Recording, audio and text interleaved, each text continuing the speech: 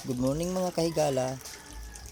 Sayo sa kabuntagon, dugay tani mata og wa nato gi tagad ang pag brown out kay tungod kay bugno ang panahon og lami pa kayo igda-igda.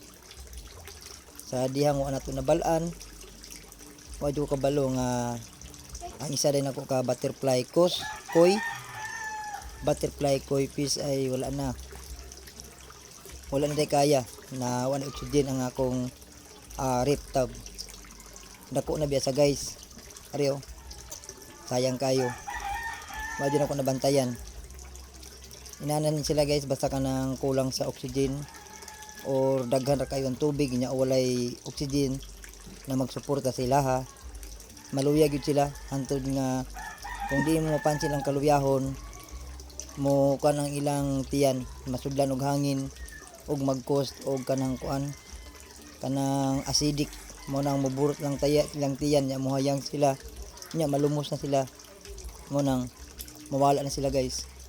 Sayang kayo 5 ka tuig na kung gi atiman o gipadako. So karon kani dako na usa pa jud nawala. Sayang kayo, wa jud ako napansin pag burn out. Kay bugnaw kay ang panahon, abi na kog okay lang. So nakalimot ko nga dapat di ay kuhaan og tubig basta mo burn out para dili kayo lalom ang ilahang pagkuha og oxygen gikan sa ilalom sa taas. So mao na lang ni akong gibuhat guys.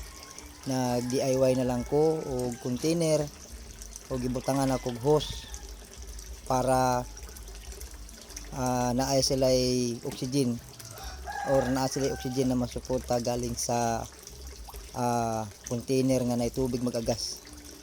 Mo na ang DIY gamit ko guys. Testingan lang nako para makarecover ang uban nga nagluya. Kay halos sila tanan guys nagluya. Pero kadugayan mga niabot og isa ka oras na kong inana kabuog tubig ibutang sa container para nalay tubig mo agas kanang gamay gripo mo nang naka-recover sila o murag okay na ang ilahang paglangoy-langoy. Isa lang gid ang nibuhi sila ha guys kay wa jud kakaya. Sayang kayo di makatuig nga gi atiman og karon pag yun nibuhi karon pag siya nawala sa puwa. Pang 5 na nako ning butterfly koi ang nawala kada burn out.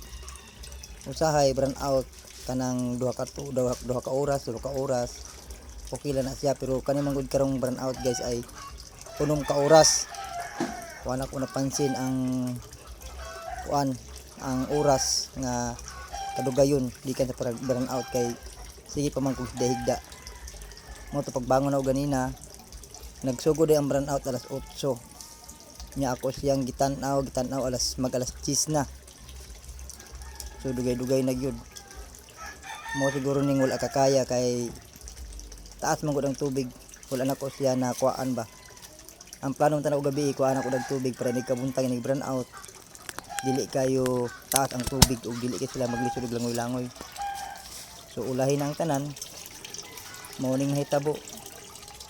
Siya pa gyud ang nindot kayo ang gold. Ang gold pag dako na kay guys mo dagan na gunig 12 inch. Hapit na sa mag 12 inch og tulo ka tudlo sa kamot. Mao na siya guys. Taas na kayo. Sayang gyud.